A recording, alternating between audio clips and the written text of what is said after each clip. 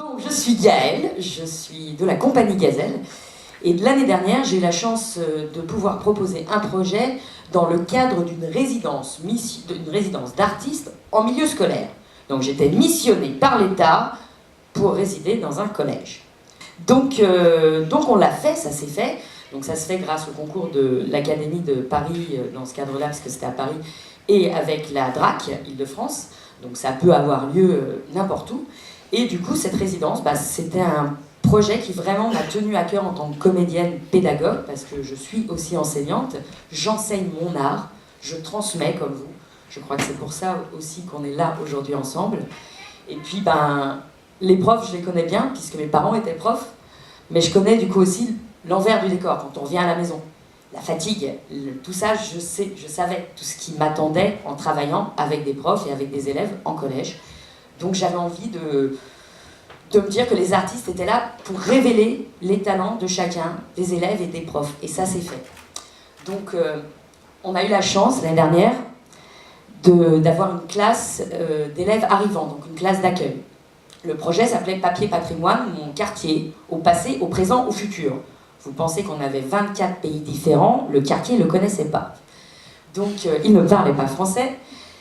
Donc ça a été, d'un seul coup, on a vu tout autrement. Donc c'était la classe qui était principalement touchée, mais le but des résidences, c'est de travailler aussi en interdegré, donc avec tout le collège, et au-delà, avec les primaires, les écoles maternelles et les lycées. Donc on a monté plein de belles choses, on a eu des rencontres magnifiques. Voilà, on a bougé les choses, on l'a fait. Et la DRAC d'ailleurs nous a dit « Gazelle, recommencez, reconduisez la résidence ». Super, mais il faut un peu penser à un autre projet, on pense à un autre projet. Alors là, moi, on a mis toutes les bonnes énergies autour de ça. Et moi, je me suis dit, pour continuer, on a envie d'aller au-delà et de proposer un projet qui s'appellerait « Sans les mains de tes poches ». Alors, voilà. Sans les mains de tes poches, oui, fais pas ci, tiens-toi droit, enlève ta capuche, sors pas ton portable. Ils aiment ça en même temps.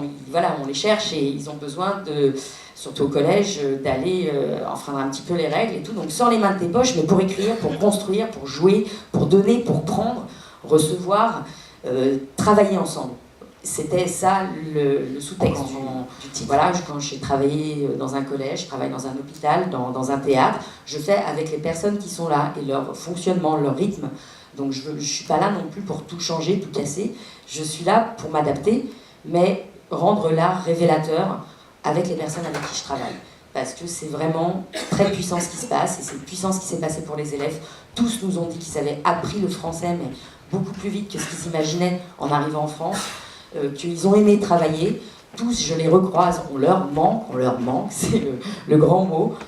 Et donc, on a très envie de recommencer avec d'autres élèves sur un projet qui s'appelle « Sors les mains de tes poches ». Et je suis là pour en parler aujourd'hui et faire mon atelier avec des mains sorties des poches. Voilà, merci.